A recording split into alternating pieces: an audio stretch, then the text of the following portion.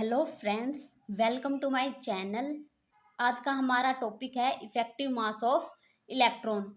जब हमने classical free electron theory पढ़ी थी तो उसमें हम ये एजम्पशन लेके चल रहे थे कि जो इलेक्ट्रॉन है किसी मेटल के अंदर वो कम्प्लीटली फ्री नहीं है। लेकिन जब हम इफेक्टिव मास का कंसेप्ट करते हैं तो हम देखते हैं कि जो क्रिस्टल है उसके अंदर इलेक्ट्रॉन है वो कम्प्लीटली फ्री होता है। इफेक्टिव मास को पढ़ने से पहले हम पढ़ेंगे वेलोसिटी ऑफ इलेक्ट्रॉन, क्योंकि जो वेलोसिटी है इलेक्ट्रॉन की उसी के साथ हमारा जो मास है वो वेरी करता है। इसलिए जो इफेक्टिव मास होता है वो वेलोसिटी का एक फंक्शन होता है। तो हम सबसे पहले निकालेंगे velocity of electron. Velocity of electron velocity of electron निकालने के लिए हम एक हाइपोथेसिस का यूज करते हैं। हमने क्वांटम मैकेनिक्स में एक हाइपोथेसिस पढ़ी है। कौन सी hypothesis? De Broglie hypothesis. De Broglie hypothesis हमें ये बताती है कि हर एक जो मूविंग पार्टिकल है उसके साथ ग्रुप ऑफ वेव्स हैं वो एसोसिएट होती हैं, और उस ग्रुप ऑफ वेव को हम बोलते हैं वेव पैकेट्स। अब जो वेव पैकेट्स हैं वो जिस वेलोसिटी से भी मूव करेंगे, या हम बोल सकते हैं कि जो वेव पैकेट्स हैं वो जिस भी वेलोसिटी से प्रोपेगेट करते हैं उसको हम बोलते हैं ग्रुप ऑफ वेलोसिटी। तो देखो, ये मैंने न्यूक्लियस लिया है, यहाँ पे एक इलेक्ट्रॉन है वो मूव कर रहा है इस न्यूक्लियस के चारों ओर। तो देखो, ये कुछ इस टाइप से इलेक्ट्रॉन है वो मूव कर रहा है न्यूक्लियस के अराउंड। यहाँ पे इसकी वेवलेंथ है लैम्डा, ये आपके पास रेडियस है। इलेक्ट्रॉन न्यूक्लियस के चारों ओर मूव कर रहा है तो उसके साथ ग्रुप ऑफ वेव भी एसोसिएट हो रही हैं, जिसको हम वेव पैकेट्स बोलेंगे। और ये वेव पैकेट्स जिस वेलोसिटी से मूव करेंगे उसको हम बोलेंगे ग्रुप ऑफ वेलोसिटी। अब देखो वेलोसिटी ऑफ इलेक्ट्रॉन की definition. According to quantum mechanics, an electron moving with velocity v is equivalent to a wave packets या हम बोल सकते हैं group of waves moving with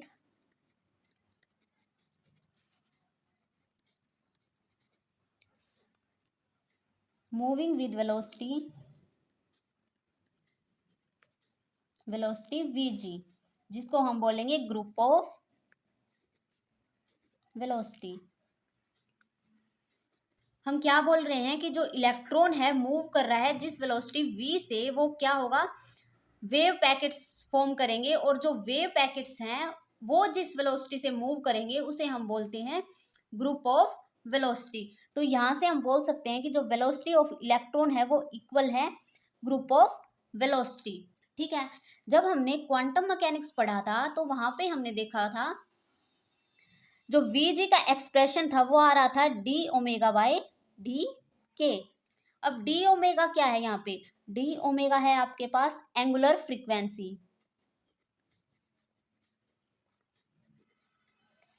frequency, और के यहाँ पे क्या है? Wave propagation constant.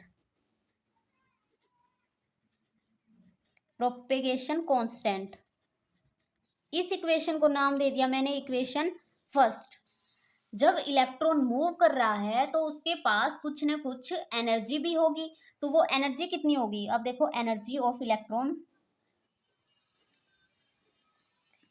इलेक्ट्रॉन कितनी होती है? E is equal to h nu. अगर मैं यहाँ पे 2 पाई से डिवाइड कर दूं और 2 पाई से मल्टीप्लाई कर दूं तो ये आपके पास क्या होगा? H cut. एच ओवर 2 पाई कितना होता है? H cut. और 2 पाई न्यू कितना होता है? ओमेगा, जिसको हम एंगुलर फ्रीक्वेंसी बोल रहे हैं। तो यहाँ से आपके पास एनर्जी कितनी आई? यहाँ से एनर्जी आई आपके पास एच कट ओमेगा। इस इक्वेशन को नाम दे दिया इक्वेशन 2। अब हम क्या करेंगे, जो सेकंड इक्वेशन है उसका डेरिवेशन कर देते हैं। Differentiate equation second with respect to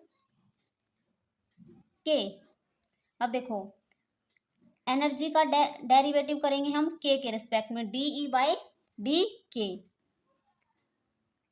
h cut same रहा क्योंकि ये कांस्टेंट है, ओमेगा का डी ओमेगा बाय डी के। अब देखो हमने फर्स्ट इक्वेशन जो लिखी थी वो क्या थी हमारे पास, v is equal to d omega by D k, तो हम इसकी जगह ये पुट कर सकते हैं। तो आपके पास इक्वेशन क्या होगी, डी के इक्वल टू एच कट, और यहाँ पे मैं इसकी जगह क्या लिख सकती हूँ, v, क्योंकि ये वेलोसिटी के इक्वल है। यहाँ से हम वेलोसिटी निकाल सकते हैं 1 बाय एच कट, इस एच कट को इधर लेके तो ये डिवाइड में डी ई बाय में डी के, ये आपके पास इक्वेशन 3। तो यहाँ से हमने निकाल दिया वेलोसिटी ऑफ इलेक्ट्रॉन। अब हम देखेंगे इफेक्टिव मास होता क्या है और फिर हम उसको डिराइव करेंगे। जब हम किसी भी फ्री इलेक्ट्रॉन का मास लेते हैं तो वो कितना होता है, 9.31 इंटू 10⁻⁻31 kg, ये आपके पास फ्री इलेक्ट्रॉन का मास होता है, जो कि क्या है, कांस्टेंट है। बट जब हम क्रोंग पैनल मॉडल पढ़ते हैं, जिसको हम केपी मॉडल भी बोलते हैं शॉर्ट में, जब हम केपी मॉडल पढ़ते हैं तो हमने ये देखा कि जो क्रिस्टल के अंदर इलेक्ट्रॉन है वो कम्प्लीटली फ्री नहीं है, बल्कि वो एक पीरियडिक पोटेंशियल एक्सपीरियंस करते हैं। जब भी कोई इलेक्ट्रॉन जो कि क्रिस्टल लैटिक्स के अंदर है पीरियडिक पोटेंशियल एक्सपीरियंस करेगा, तो अगर हम उस पीरियडिक पोटेंशियल वाले इलेक्ट्रॉन के ऊपर को हम एक्सेलरेट करवा दें। अब एक्सेलरेट कैसे करवाएंगे, हम एक्सेलरेट करवाने के लिए हम इलेक्ट्रिक फील्ड अप्लाई कर देंगे उस इलेक्ट्रॉन के ऊपर, तो वो इलेक्ट्रॉन होगा वो एक्सेलरेट हो जाएगा। अगर वो इलेक्ट्रॉन एक्सेलरेट हो गया तो इलेक्ट्रॉन है वो मूव करना स्टार्ट कर देगा। जैसे ही इलेक्ट्रॉन है वो वेलोसिटी किसी वेलोसिटी से मूव करेगा तो उसका मास है वो कांस्टेंट नहीं रहेगा, बल्कि उसका मास है वो चेंज हो जाएगा वेलोसिटी के साथ साथ। जैसे ही इलेक्ट्रॉन किसी लैटिस पॉजिटिव आयन के पास जाएगा तो उसका जो पोटेंशियल है वो होगा मैक्सिमम। जैसे ही वो इलेक्ट्रॉन लैटिस के नेगेटिव आयन के पास जाएगा तो वहां पे हमारे पास पोटेंशियल होगा नेगेटिव। अब देखो इफेक्टिव मास की डेफिनेशन, क्रोंग पेनी मॉडल या KP model, we saw that electron in a crystal are not completely free, कि जो इलेक्ट्रॉन है किसी क्रिस्टल के अंदर वो कंप्लीटली फ्री नहीं है, but they experience A periodic potential, वो क्या कर रहे हैं, एक पीरियडिक पोटेंशियल को एक्सपीरियंस कर रहे हैं। When an electron in a periodic potential is accelerated, जब वो इलेक्ट्रॉन पीरियडिक पोटेंशियल के अंदर है तो उस इलेक्ट्रॉन को अगर हम एक्सेलरेट करवा दें इलेक्ट्रिक फील्ड की हेल्प से, तो जो मास है, then mass of electron varies with velocity, तो जो मास होगा वो हमारे पास वेरी करेगा with velocity. This means that mass of electron is function of velocity. इसका मतलब क्या है, जैसे ही हमने एक्सेलरेट करवाया इलेक्ट्रॉन को तो उसका मास है वो वेरी कर रहा है वेलोसिटी के साथ साथ। तो इससे हम क्या बोल सकते हैं कि जो मास है वो मास है इलेक्ट्रॉन का वो फंक्शन है वेलोसिटी का, और इसी को हम बोल रहे हैं इफेक्टिव मास ऑफ इलेक्ट्रॉन की कितना मास है वो वेलोसिटी के साथ चेंज होगा, उसको हम बोलेंगे इफेक्टिव मास ऑफ इलेक्ट्रॉन, जिसको हम डिनोट करते हैं m स्टार से। ठीक है, अब देखो इसका डेरिवेशन। अब देखो यहाँ से ये आपके पास एक क्रिस्टल है, इस क्रिस्टल के अंदर बहुत सारे इलेक्ट्रॉन्स हैं। जैसे ही मैंने इसके ऊपर इलेक्ट्रिक फील्ड अप्लाई किया, positive negative electric field apply किया, तो आपके पास यहाँ से पॉजिटिव से नेगेटिव करंट की डायरेक्शन होगी, और जो इलेक्ट्रॉन है उनकी डायरेक्शन क्या होगी, ये डायरेक्शन होगी इलेक्ट्रॉन की। इलेक्ट्रॉन है वो पॉजिटिव टर्मिनल की तरफ अट्रैक्ट होना स्टार्ट हो जाएंगे। जैसे ही इलेक्ट्रॉन है वो मूव करेंगे तो जो उनका मास है वो वेलोसिटी के साथ वेरी होगा। ये आपका कंसेप्ट है इफेक्टिव मास का। तो हम वेलोसिटी ऑफ इलेक्ट्रॉन निकाल चुके थे। जैसे ही हमने इलेक्ट्रिक फील्ड अप्लाई किया तो यहाँ पे कुछ ना कुछ फोर्स लगेगी, और उस फोर्स की वजह से इलेक्ट्रॉन की जो एनर्जी है वो इंक्रीज होगी। तो यहाँ से हम क्या बोल सकते हैं, जो एनर्जी है इंक्रीज्ड एनर्जी ऑफ इलेक्ट्रॉन, जिसको हम डिनोट कर रहे हैं डीई से। तो डीई कितना होगा हमारे पास, work done by the electric force, इसका मतलब है कि जितना वर्क डन वो फोर्स लगाएगा, जब हमने इलेक्ट्रिक फील्ड अप्लाई किया है तो उसकी वजह से फोर्स आएगा, और जो इलेक्ट्रिक फोर्स की वजह से कितना वर्क डन हुआ वो हमें क्या देगा, इंक्रीज्ड एनर्जी देगा। तो देखो ये किसके इक्वल होगी, वर्क डन क्या होता है आपके पास, फोर्स इनटू डिस्प्लेसमेंट। फोर्स कितना होगा यहाँ पे, माइनस ई ई, यहाँ पे फोर्स देखो, फोर्स का फॉर्मूला हमारे पास क्या होता है, F equal to q E. Q यहाँ पे आपके पास क्या है, इलेक्ट्रॉन का चार्ज, तो इलेक्ट्रॉन क्या है, उसके ऊपर कितना चार्ज है, माइनस ई, और ई आपके पास ये है, और डीएक्स, डीएक्स यहाँ पे है displacement, displacement of electron during time dt। इस इक्वेशन को नाम देंगे हम फोर्स, यहाँ पे डीई, इस इक्वेशन को देखो minus E E D x, displacement को मैं क्या लिख सकती हूँ, वेलोसिटी इनटू टाइम लिख सकती हूँ। इस इक्वेशन को हम नाम दे देते हैं 4 स्टार या 4a, जो भी आपको नाम देना हो। अब देखो यूजिंग इक्वेशन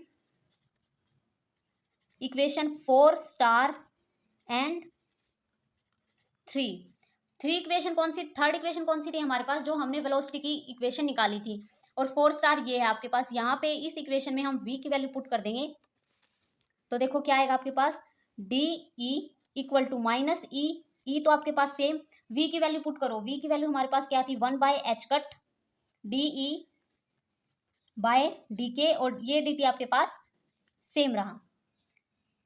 अब देखो यहां से हम इसको रीअरेंज करेंगे, डीई से आपके पास डीई कैंसिल, तो यहां से देखो एच कट को मैं इधर ले आई, और यहां से ये आपके पास कैंसिल हो गया, ये आपके पास है डी टी बाय में डी के, तो मैं अगर इस साइड लेके आऊंगी तो क्या होगा, डी के बाय में डी टी इक्वल टू ई ई। यहां से हम क्या करेंगे, हमें चाहिए डी के बाय डी टी की वैल्यू, तो आप पहले यहां से कैलकुलेट कर लो, डी के बाय में डी टी वो कितना होगा, माइनस ई ई बाय में एच कट। तो अब देखो ये जो आपके पास एच कट बाहर था उसको मैं क्या लिख सकती हूँ, के साथ मल्टीप्लाई करके अंदर लिख दिया मैंने, डी के साथ इन दोनों को कंबाइन करके लिख दिया, इक्वल टू क्या चल रहा था, माइनस ई ई। जब हमने ये टॉपिक स्टार्ट किया तो हम वहां से बोल रहे थे कि ये डी ब्रोगली हाइपोथेसिस का यूज करके हम ग्रुप ऑफ वेलोसिटी को डिफाइन कर रहे थे। तो देखो according to de Broglie lambda किसके इक्वल होता है,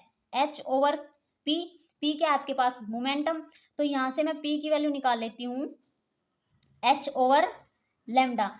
अगर मैं यहाँ पे 2 पाई से डिवाइड कर दूं, 2 पाई से मल्टीप्लाई कर दूं, तो देखो क्या होगा आपके पास, h अपॉन 2 पाई, और ये आपके पास लैम्डा है, और 2 पाई, तो देखो ये आपके पास क्या है, h कट, तो p equal to h cut, ये आपके पास क्या होता है, 2 पाई बाई लैम्डा, ये होता है आपके पास वेव प्रोपेगेशन कांस्टेंट, यानी k, जिसको हम k बोल रहे हैं। इक्वेशन में देखो h कट इंटू k है, उसकी जगह मैं p लिख सकती हूँ, तो पुट करो D P by D T equal to minus E E, ये आपके पास इक्वेशन 5। अब देखो ये इक्वेशन न्यूटन सेकंड लॉ की इक्वेशन के बिल्कुल सिमिलर है, उसमें हम क्या पढ़ते हैं, D P by D T equal to force ही होता है, तो आपके पास ये फोर्स है डीपी बाई में डी। अब देखो इक्वेशन थर्ड, जो हमने इक्वेशन थर्ड कौन सी थी आपके पास, वेलोसिटी की इक्वेशन थी, तो देखो ऑन डिफरेंशिएटिंग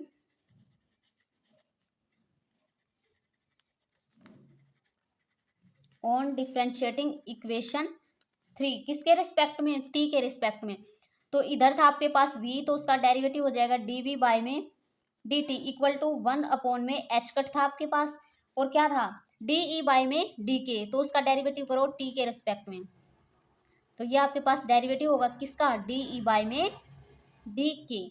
तो यहाँ से इसको सोल्व करो, 1/h कट, यहाँ पे चेन रूल लगाओ, पहले तो de का डेरिवेटिव होगा k के रेस्पेक्ट में, और फिर होगा आपका k का t के रेस्पेक्ट में, तो डी के बाय में डी टी। इस इक्वेशन को अब हम पुट करेंगे, तो देखो ये देखो डी के बाय में डी टी की वैल्यू निकाल ली हमने, अब इस वैल्यू को पुट कर दो, 1 बाय में एच कट का स्क्वायर हो जाएगा, वहां पे भी एच कट अपॉन में है और यहाँ पे भी, तो ये आपके पास स्क्वायर होगा, और साथ में क्या है माइनस ई ई, ये आपने वैल्यू किसकी पुट कर दी, डी के बाय में डी टी की, और ये टर्म सेम डी स्क्वायर ई बाय में डी के स्क्वायर, ठीक है। हमें चाहिए फोर्स, क्योंकि जो इक्वेशन होती है वो क्या होती है, F is equal to m a, m हम लेके चल रहे हैं एम स्टार। अब देखो ये आपके पास क्या है, एक्सेलरेशन है डीवी बाई में dt। हमें क्या चाहिए, फोर्स हो, एक साइड हमें फोर्स चाहिए और एक साइड एक्सेलरेशन। ये आपके पास एक्सेलरेशन, फोर्स क्या है माइनस ई, ई ये आपके पास फोर्स होता है। इसको हम यहीं पे रखेंगे और ये जो बाकी टर्म है इनको हम उस साइड ले जाएंगे। तो देखो क्या होगा, माइनस ई ई, माइनस ई ई, ये एच कट उधर जाके मल्टीप्लाई में होगा एच कट का स्क्वायर। ये आपके पास टर्म है वो डिवाइड में आएगी, D square E by D के स्क्वायर। और ये आपके पास जो एक्सेलरेशन था डी वी बाई में डी टी, उसको इनटू में। इस इक्वेशन को नाम दे दो इक्वेशन 6।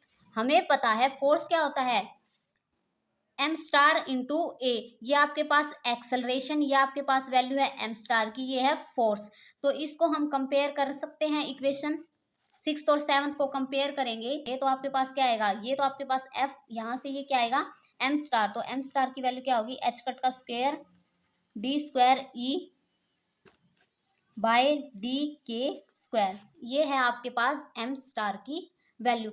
अब देखो हमने बोला था कि जो एम स्टार है, जैसे ही वो इलेक्ट्रॉन है वो पॉजिटिव आयन के पास जाएगा तो उसका जो पोटेंशियल है वो मैक्सिमम होगा। जैसे ही वो नेगेटिव आयन के पास जाएगा इलेक्ट्रॉन, लैक्टिस नेगेटिव आयन के पास जाएगा तो जो पोटेंशियल है वो मिनिमम होगा। तो इस कंसेप्ट से अब हम इसका डायग्राम बनाएंगे। डायग्राम किस किस के बीच में बनेगा, इफेक्टिव मास और प्रोपेगेशन कांस्टेंट। ये आपके पास एक्स एक्सिस पे प्रोपेगेशन कांस्टेंट, मास एम स्टार इफेक्टिव मास। जो एम है वो कभी भी जीरो यहाँ से टच नहीं होगा, जीरो, क्योंकि जो इलेक्ट्रॉन है उसका मास कभी भी जीरो नहीं होता, रेस्ट में भी उसका कुछ ना कुछ मास होता है। तो देखो ये आपके पास पैराबोला होगा, यहाँ से ये क्या होगा पॉजिटिव के, जैसे ही इलेक्ट्रॉन है पॉजिटिव आयन के पास जाएगा तो मैक्सिमम पोटेंशियल होगा, और नेगेटिव के पास जाएगा तो मिनिमम पोटेंशियल होगा। तो ये आपके पास एक डायग्राम है, किस किस के बीच में है, एम स्टार और के बीच में। तो यहाँ पे आपका ये टॉपिक है वो खत्म होता है।